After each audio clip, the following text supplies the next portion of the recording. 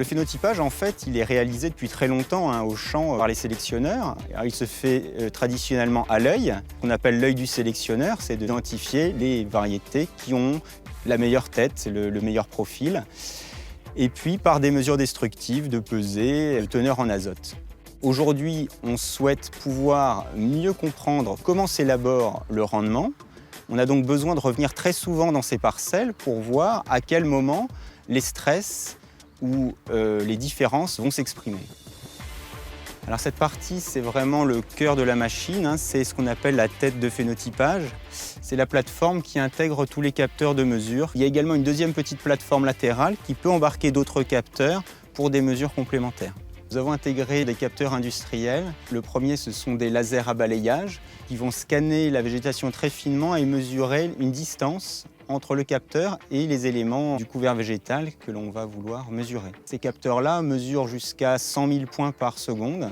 Donc c'est une cartographie très fine d'une résolution millimétrique. Le deuxième type de capteur, ce sont des caméras industrielles pour mesurer la couleur de la végétation. Ces caméras sont synchronisées avec des flashs et pouvoir fonctionner jour comme de nuit. Le troisième type de capteur, ce sont des spectroradiomètres qui vont mesurer la composition spectrale de la lumière, c'est-à-dire mesurer longueur d'onde par longueur d'onde, quelle fraction du rayonnement solaire est réfléchie ou est absorbée par la culture. Donc sur une plateforme comme celle-ci qui regroupe 1500 microparcelles, on génère environ 250 mégaoctets par parcelle.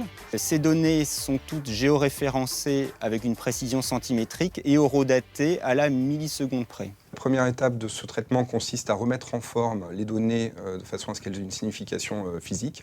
Et à l'aide de cette représentation en 3 dimensions, on va être capable d'estimer un certain nombre de caractéristiques, dont le port foliaire, la surface de feuilles, l'interception moyenne au niveau d'un rang de la lumière. Et l'observation de ces indications en fin de saison pour cette variété nous permettra de voir de quelle façon la variété a répondu à un stress à un moment donné. Cette machine a été pensée conjointement par l'INRA et par Arvalis. C'est une machine donc de conception française. L'énergie est produite par un groupe électrogène qui fournit 3 types de courants, dont l'un sert à tout ce qui est transmission et direction donc au niveau des roues. Ce courant se retrouve dans 2 grosses armoires et donc c'est une conception locale pour une bonne partie. Cette machine va être guidée grâce à un scénario qui est sur la tablette, qu'on a enregistré depuis le semis. Ça va nous permettre de déclencher certaines actions à un endroit précis de la parcelle, qu'on va répéter environ tous les 10 jours. En fonction de l'évolution des cultures, on va la faire passer plus régulièrement pour suivre vraiment la plante dans son état normal. Avec la phénomobile, on va pouvoir suivre l'évolution de ces différentes variétés. Ici, on voit 2 variétés contrastées et pouvoir comprendre comment se traduit le stress hydrique à l'échelle d'un peuplement. Alors, cette machine est un prototype, mais qui a vocation à être multipliée et à être commercialisée. La fin de l'histoire, c'est de mettre en relation toutes ces données phénotypiques avec les informations génotypiques dont on dispose déjà et essayer de mettre en évidence celles qui sont responsables d'une tolérance au stress hydrique, au stress azoté ou à d'autres stress biotiques ou abiotiques.